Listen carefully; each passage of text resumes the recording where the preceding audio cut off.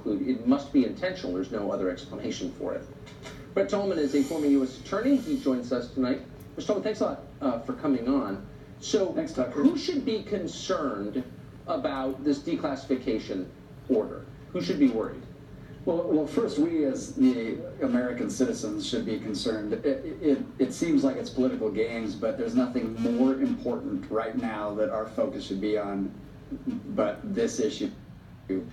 Our federal government, those that are in charge of using extraordinary powers under the FISA rules and using the FIS court, did they abuse it? So first we should be, but there are two other groups that should be very concerned. Those that were involved in the process of getting a warrant using the FISA court, if they did so without justification, or if they did so without following the rules, or they knew that there was some aspect of the information they were providing that was not credible, they should be concerned, and we should be digging into that. The second group is certainly those that may have been in Congress. You hear some of the statements they're making that may have information and known all along and have been attempting to distract us from investigating this issue. So how likely is it, do you think, that American national security would be damaged if this information was declassified? That's what Jim Clapper was telling us. You've heard members of Congress say that. Is that a plausible concern? Well, setting aside the sort of schizophrenic argument that it's a cover-up at the same time you're actually shedding light on an issue, just setting that aside, right? It's hilarious, yes. Right, it's hard to take seriously, but if you set that aside, think about the executive order at issue here. The president didn't just say release it, and by the way, he has absolute authority to control what is classified and what is not classified. And here he has asked the Attorney General to work with the heads of the intelligence community, including the Director of National Security, to look at these documents, redact what needs to be redacted, and to release what can be released. I see that as a thoughtful approach to the classification issue. So if you're the head of one of these agencies, if you're Chris Wray, for example, at FBI, apparently he's fighting against any declassification efforts. That's kind of the classic posture of a Washington bureaucrat, of an agency head. He wants to protect his own people and his own fiefdom. So why should we consider that meaningful? Like, in the end, who cares whether his agency is embarrassed? Doesn't our right to have confidence in our government override those concerns? Shouldn't it override those concerns?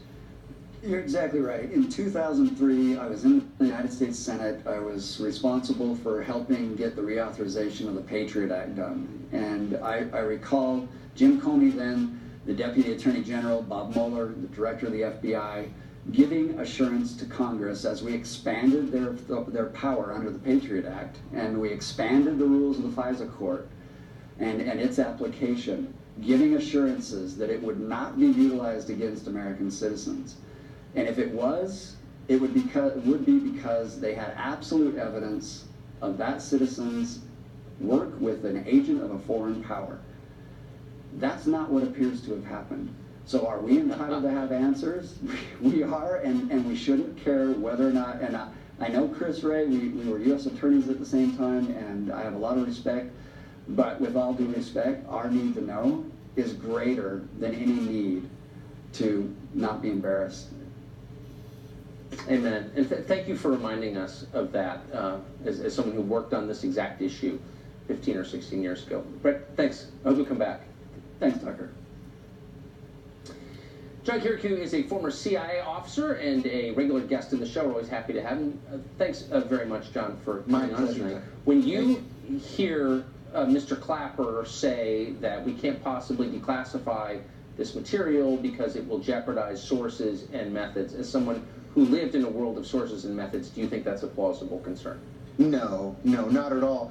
I don't think it's a plausible concern because he's making a judgment that the president and the attorney general are just willy-nilly going to declassify everything, expose the names of sources, expose operational methods, and nothing could be further from the truth. the heads of all the different intelligence services are going to take a chop on this. They're going to redact what needs to be redacted. And the bottom line is the American people own this information, and they have the right to know what's in it. Well, exactly. So it's funny you anticipated my next question, which is, as someone who worked inside an intel agency for as long as you did, in the federal bureaucracy for as long as you did, do the people who run these agencies remember that they're working on behalf of voters, that they're accountable to voters through their elected representatives, and that all of the information they gather belongs to the public and not to them? Do they keep that in mind? No, they don't, quite simply. You know, the thing about these intelligence agencies, and not just the intelligence agencies, but the FBI as well, is when people finally make their way to the top, or into the mid-level leadership positions, it's because they've been there for 20 years, or 25, or 30 years, and they know that they can outweight presidents. Presidents come and go, and they're there always. And most of the time, they think that they can just wait out this president, and he'll leave, and somebody else will be president, and by then they're going to be okay again. So no, they don't consider the voters, they don't consider even the wishes of the president. They just want this problem to go away, and they think that if they stonewall long enough that it will go away. So I'm just hearing that John Brennan, as we speak right now, is on another channel, red in the face, angry, calling this declassification order reckless. Why would Brennan be saying that, I wonder? Well, I would say that he has something to hide, and he's afraid that a true, transparent investigation is going to reveal whatever it is that he has to hide. Remember, John Brennan is not an old man. He's still young enough that that he has, or at least he thinks he has, something of a future here in Washington. He's the kind of guy who is not shy about telling people here in town that he wants to be Secretary of Defense in a Democratic administration.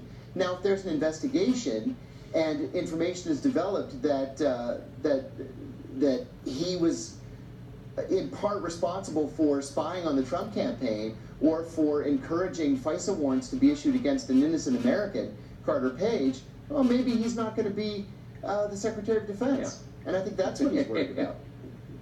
Boy, that would be very good for America if we could indemnify ourselves against a future Brennan running DOJ. John, thank you very much. Great to see you tonight. Thanks for having me.